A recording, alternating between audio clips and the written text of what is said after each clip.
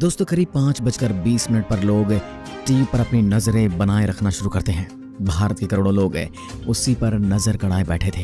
लोगों को इंतजार था कि कब भारत इतिहास रचेगा। जैसे जैसे समय बढ़ता जा रहा था, लोगों की धड़कनें बढ़ रही थी। वैज्ञानिकों की नजरें कंप्यूटर स्क्रीन से हट ही नहीं रही थी। तभी कुछ ही देर बाद इसरो की तरफ से इंटरेस्टिंग खबर आती है, जिसने 140 करोड़ भारतीयों को खुशी की आंसू आने पर मजबूर कर दिया। जिस पल का हम कई सालों से इंतजार कर रहे थे, आखिरकार वो आ ही गया। चंद्रयान 3 के लैंडर ने सफलतापूर्वक चांद की जमीन पर कदम रख दिया। दोस्तों ये पहला मौका है जब भारत की स्पेस एजेंसी ने पहली बार किसी दूसरी दुनिया में अपना अंतरिक्ष यान उतारा है। दोस्तों दुनिया भर के देशों को उस बार यकीन ही नहीं हो रहा है कि भारत का अंतरिक्ष यान चांद के उस हिस्से में उतर गया है जहां आज तक कोई नहीं उतरा। हमारा पड़ोसी चीन इस बात को पचा नहीं पा रहा है, लेकिन आखिरकार कैसे चंद्रयान 3 ने अपने अंतिम 15 मिनट के मुश्किल पड़ाव को पार किया। आखिरकार जब चंद्रयान 3 7 किलोमीटर ऊपर था, उस समय वैज्ञानिकों की धड़कनें क्यों बढ़ रही थी और चांद से जस्ट ऊपर वैज्ञानिकों ने इसके इंजन चालू क्यों किए। अंतिम समय में ये अपने आप को कैसे कंट्रोल कर रहा था, चलिए पूरा विस्तार से बताते हैं।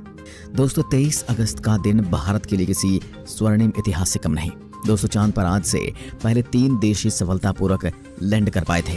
भारत का चंद्रयान 3 सफलतापूर्वक लैंड करने के साथ ही चांद पर सॉफ्ट लैंडिंग करने वाला भारत चौथा देश बन गया है।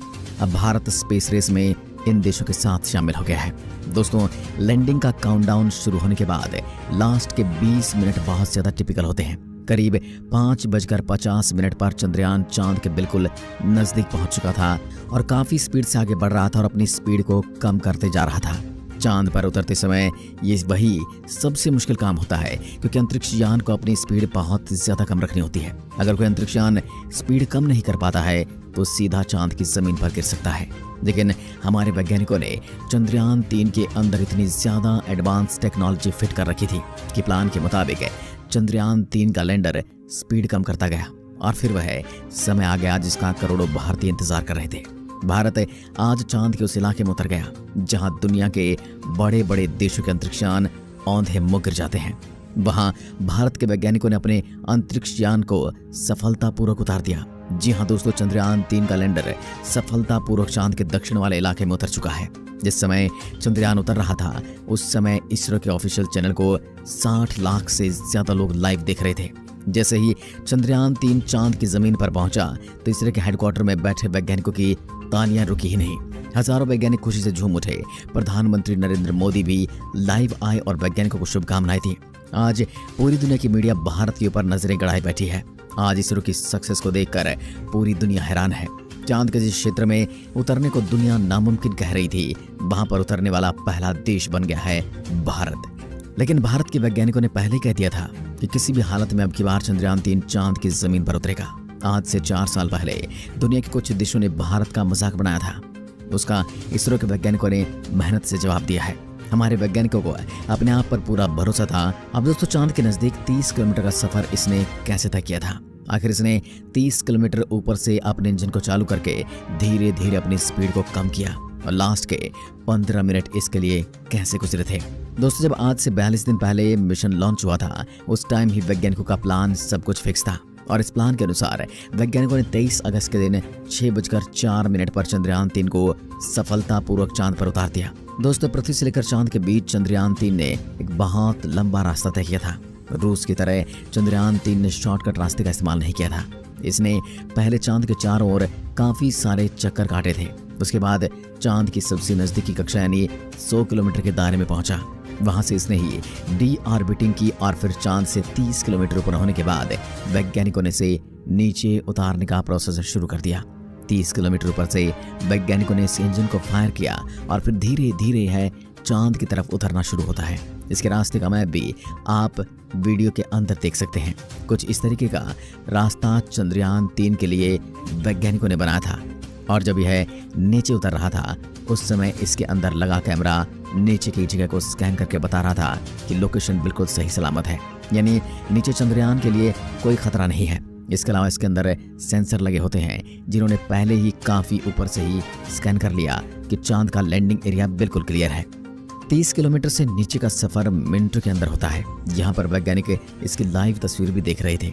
इस 30 किलोमीटर से नीचे के डिस्टेंस को कवर करते समय चंद्रयान 3 खुद ही फैसला ले रहा था और खुद के अंदर लगे ऑनबोर्ड कंप्यूटर सिस्टम ही चंद्रयान 3 को सलाह दे रहा था। करीब 7 किलोमीटर ऊपर रहने के बाद उसके रास्ते में थोड़ा बदलाव होता है। इस 30 किलोमीटर के अंदर कई सारे पड़ाव होते हैं, लेकिन हमारे वैज्ञानिकों की इतनी तैयारी थी कि सभी पड़ाव आसानी से सफलतापूर्वक पार करता हुआ चंद्रयान चांद की सतह पर जा पहुंचा और इसी के साथ भारत ने इतिहास रच दिया। दोस्तों, चांद पर उतरना इतना भी आसान नहीं होता है।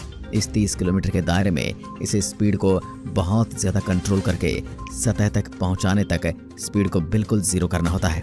यानी जैसे जैसे यह नीचे की तरफ बढ़ेगा, चंद्रयान 3 अपनी स्पीड को घटा रहा था। स्पीड के घटने की वजह से इसने आराम से चांद की ज़मीन पर लैंड कर दिया। दोस्तों, दक्षिण इलाके में आज तक अमेरिका भी नहीं गया था। चांद का सबसे रहस्यमयी इलाका यही माना जाता है। चांद के इस इलाके में बड़ी मात्रा में पानी मौजूद है। ये इलाका डार्क साइड ऑफ मून भी कहा जाता है। यह चांद का सबसे अंधेरे वाला हिस्सा है। अब दोस्तों, चांद पर जब यह सफलतापूर्वक उतर गया, अब आगे का काम वैज्ञानिक शुरू कर देंगे। अभी चांद पर दिन की शुरुआत ही हुई है। इसे 14 दिन तक चांद के इसी इलाके में रिसर्च का काम करना है। 14 दिन के बाद चांद के उस इलाके में रात हो जाएगी। लेकिन दोस्तों, अब सवाल ये उठता है कि इन 14 दिनों में ये वहां पर क्या करेगा? आखिरकार इसका मकसद क्या है चांद के दक्षिण ध्रुव में जाने का? क्या दोस्तों, यह दक्षिण ध्रुव काफी जटिल इलाका माना जाता है, जहां पर काफी देश तो ट्राई कर चुके थे लेकिन उन्हें सफलता नहीं मिली। आपको पता ही होगा 2019 के अंदर भारत ने चंद्रयान 2 को दक्षिण वाले इलाके में भेजने की कोशिश की थी, लेकिन वो जा नहीं पाया था। अब दोस्तों, चंद्रयान 3 चांद के दक्षिण वाले इलाके में बहुत बड़ी खोजबीन करने वाला है।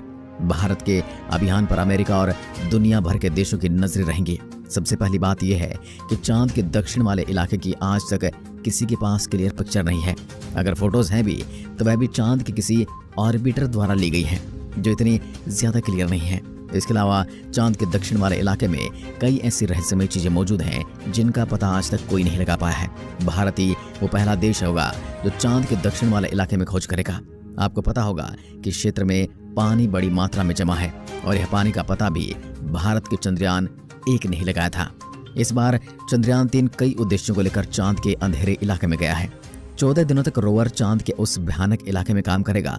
इन 14 दिनों के अंदर चांद के ऊपर कई सारे एक्सपेरिमेंट किए जाएंगे और इसके जरिए ऐसे ऐसे चांद के बारे में राज बाहर आने वाले हैं जो दुनिया के सामने पहली बार आएंगे। इन एक्सपेरिमेंट्स में पानी की खोज भी शामिल है और जो चांद के गहरे गड्ढे में छिपा हो सकता है। चंद्रयान 3 के रोवर के अंदर चांद पर भूकंप मापने वाला उपकरण भी लगा है। भूकंपीय तरंगों के जरिए चांद की जमीन के अंदर की जानकारी भी निकाली जाएगी। अब हम समझ पाएंगे कि चांद के अंदर क्या है। रोवर ने वहां जाते ही पहले फोटो वहां से भेज दी है और इसरो की तरफ से जानकारी ये भी आ रही है कि रोवर लैंडर के अंदर से सफलतापूर्वक बाहर निकल गया है। दोस्तों, रोवर जिस जगह पर उतरा है वो चांद का काफी सुनसान इलाका है। हालांकि अभी चंद्रयान 3 मिशन के बीच में ही रूस ने अपना लूना 25 मिशन लॉन्च करके भारत से पहले चांद के दक्षिण ध्रुव में उतरने की कोशिश की थी, लेकिन रूस अपनी कोशिश में नाकाम रहा क्योंकि 2 दिन पहले यानी 20 अगस्त को रूस का लूना 25 बेकाबू होकर चांद की जमीन पर गिर पड़ा। लेकिन दोस्तों, भारत ने आज से 4 साल पहले ही सोच लिया था कि सबसे पहले जाकर चांद के दक्षिण वाले इलाके में उतरना है। इसलिए तो चंद्रयान 2 को 4 साल पहले चांद के दक्षिण वाले इलाके में भेजा गया था, लेकिन उस समय उस हादसे ने वैज्ञानिकों को निराश कर दिया था। उस समय भी हमारे वैज्ञानिकों का टारगेट चांद का दक्षिण ध्रुव ही था, लेकिन कुछ टेक्निकल खराबी के चलते उस समय हमारा विक्रम लैंडर चांद की सतह पर साफ यानी कि सेफ लैंडिंग नहीं कर पाया था और बेकाबू होकर क्रैश हो गया था। केवल 2 किलोमीटर पर था। अगर 2 किलोमीटर सही सलामत पार कर जाते तो 4 साल पहले हम इतिहास रच देते। उस समय कुछ देशों ने भारत का मजाक बनाया था, लेकिन आज भारत ने उनका जवाब अपनी मेहनत से दिया है। बाकी अभी रोवर वहां से जो भी जानकारी भेजेगा हम आपको अभी अपडेट इस चैनल पर तुरंत दिखाएंगे। इसलिए जल्दी से चैनल को सब्सक्राइब कर लीजिए। धन्यवाद। जय हिंद, जय भारत।